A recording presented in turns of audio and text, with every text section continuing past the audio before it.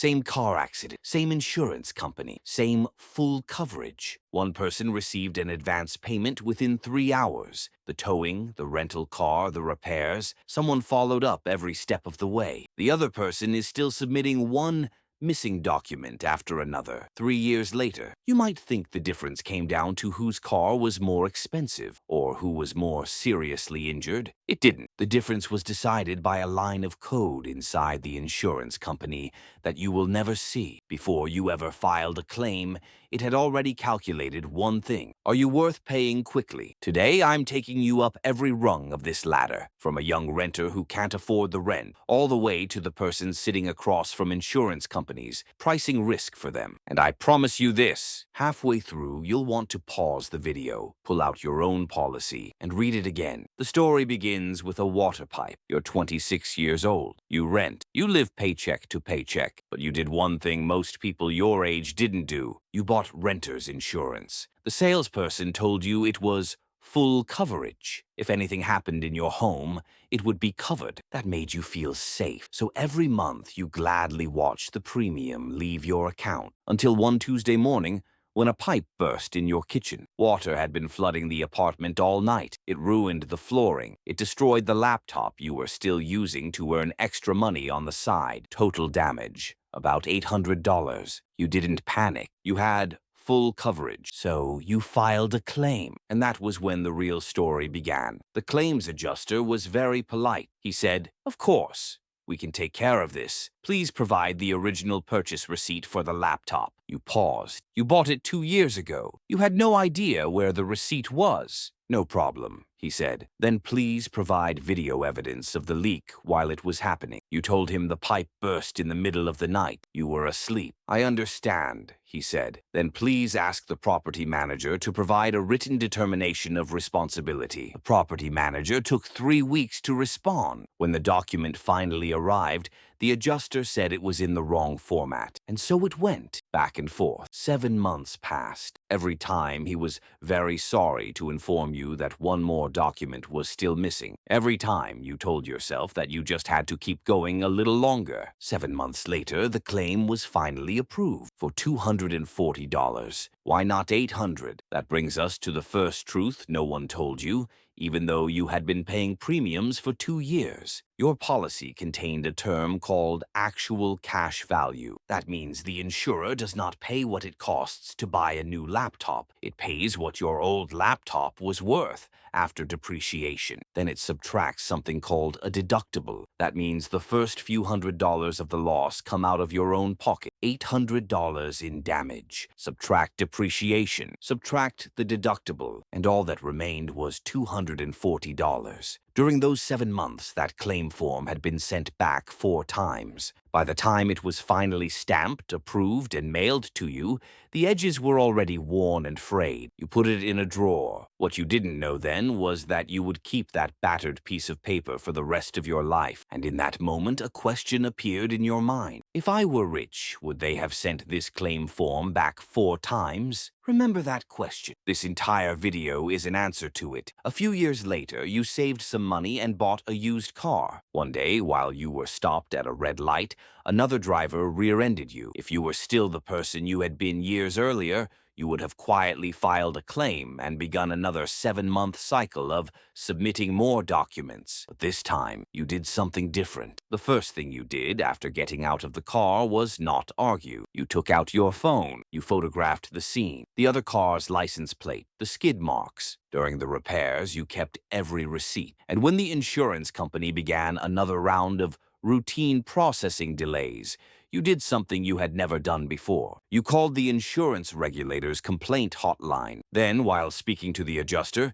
you calmly said one sentence. "I'm recording this call." Something remarkable happened. Claim began moving faster, visibly faster. Pay attention. At this point, you still didn't have more money. You were still an ordinary person. For the first time, you understood something that would change the rest of your life. A claim is never just an application process. It is a negotiation. What determines how quickly you get paid is never just how badly you suffered. The system does not care how badly you suffered. It is calculating 2 things. things. First, how much will it cost the company to delay you? Second, how much are you worth? Back then, you didn't know how to preserve evidence. You didn't know there was a regulatory hotline, and a little pressure was enough to make you give up. To the system, you were a cost that would disappear on its own if it delayed long enough. So it delayed you, because delaying you was the most profitable option. A regulatory complaint is one of the only free forms of leverage this world gives ordinary people. The two words insurance companies fear most are paper trail. You ended the call with a chill running down your back. You thought about that $240 payment. So it wasn't bad luck. You simply hadn't understood the game. But that realization immediately raised another question. If an ordinary person can make the system move faster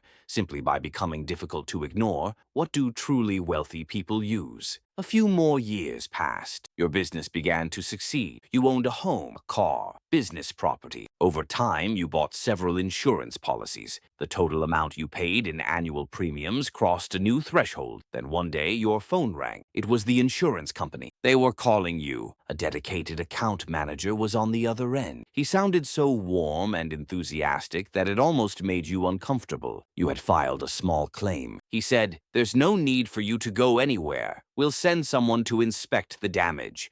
We can have the advance payment in your account today, and we'll try to close the claim within 48 hours. 48 hours. You held the phone while your mind returned to those 7 months. The 4 rejections. That worn, frayed piece of paper. The same company, the same you. You wanted to laugh, but you couldn't quite do it, because by then you understood the company had not become kinder. There was a term behind all of this. Customer lifetime value. The system had calculated exactly how much all the policies attached to your name were worth. It had also calculated how much the company would lose if this small claim made you angry enough to move every one of those policies somewhere else. The fast track they gave you was not a reward. It was a retention strategy. They weren't afraid of treating you unfairly. They were afraid you would leave. The person who had once been worth delaying for 7 months and the person now worth a 48-hour settlement were the same person. Only one thing had changed. You had become more valuable. You enjoyed the fast track, but beneath that comfort was a quiet chill. If this fast track kept going, where did it eventually lead? Your company continued to expand. Now you needed group health insurance and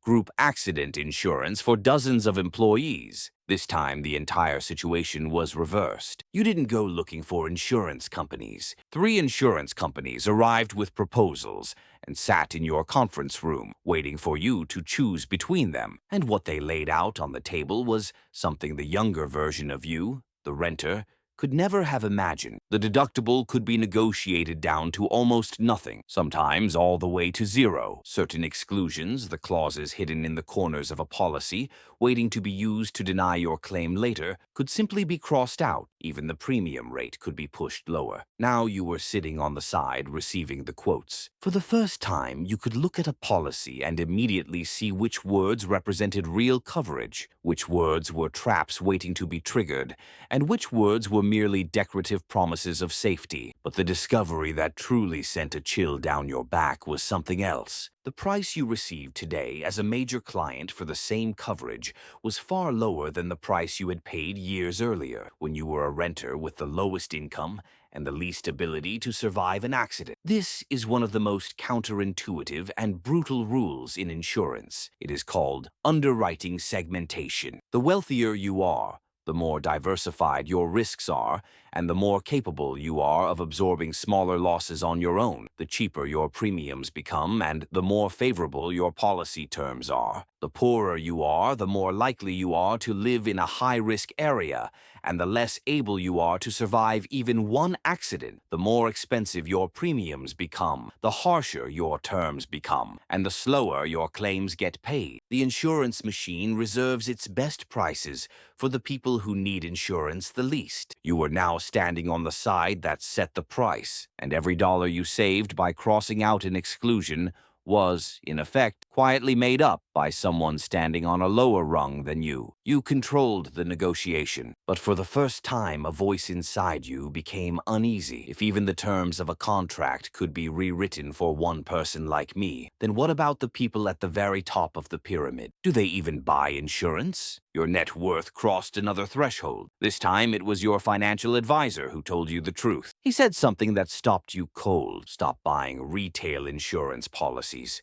You should own your own insurance company. What he taught you to do was called captive insurance. You formed an insurance company that you own. Then that company began underwriting the risks of your own assets and your own businesses. The premiums you paid every year no longer flowed into someone else's pocket. They flowed into an entity you controlled. You still transferred the risk, but within a legal structure, the money also became a tool for tax planning and asset protection. And in that moment, you finally understood the question that had followed you all the way up the ladder. Poor people buy insurance by handing over money in exchange for a promise. If something goes wrong, I can ask someone else to protect me. But for the truly wealthy, insurance is something entirely different. It is a tool that turns risk into an asset, into a tax structure, into a wall separating and protecting assets. You and the 26-year-old version of yourself had never been buying the same product. Both products were called insurance, but one was an umbrella. The other was a castle. Strangely, reaching this level did not make you feel better. The more clearly you understood the system,